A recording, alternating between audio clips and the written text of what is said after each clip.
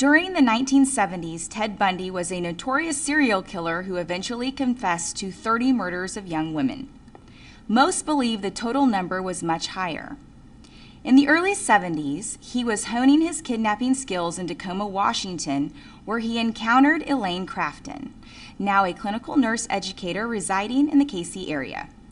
We spoke with Elaine last week. I did have an encounter with a young man when I was about 19 years old. I was walking down the street near the University of Puget Sound campus when I was approached by a young man driving a Volkswagen Beetle, pulled up to a curbside and wanted to talk to me, waved me over to his Volkswagen and said, "Hi, I'm not from around here. Can you tell me where there are any parks near here?" I found out after his arrest that the individual who actually waved me to his car that day was Ted Bundy. My inner voice had told me, even though I was looking at a very nice-looking individual who was very nice and clean-shaven, clean-cut, my inner voice kept saying to me, guys like him don't talk to you.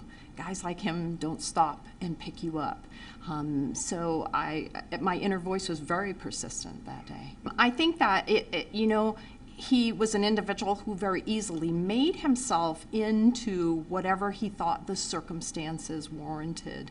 And I think that, as a nursing student, I had an inner voice that had been taught to me, or that I'd always had, that said, look around, see again, look up, assess it again. And even though it's not always obvious, I think that you listen to that inner voice, and that inner voice helps to keep you on track. And as I like to say, from having your day ruined and you being buried in mounds of paperwork because you missed some small cue. And that particular day, that voice kept telling me that this was not an individual who normally would have talked to me.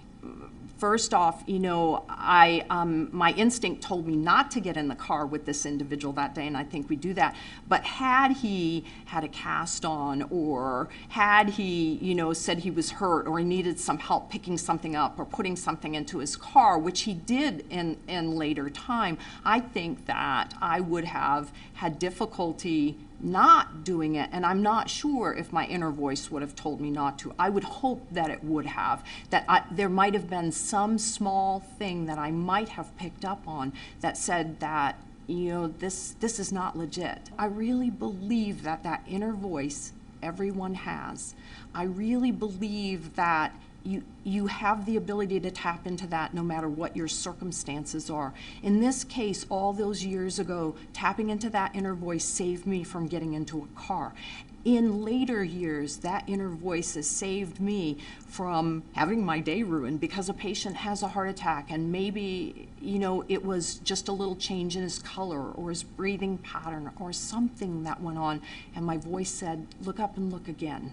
And you look just a little bit closer. I believe that everyone has that inner voice, and that inner voice talks to them.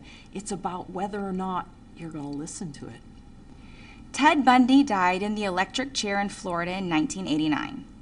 There are so many variables, it is impossible to warn women of all the circumstances that could lead to an attack.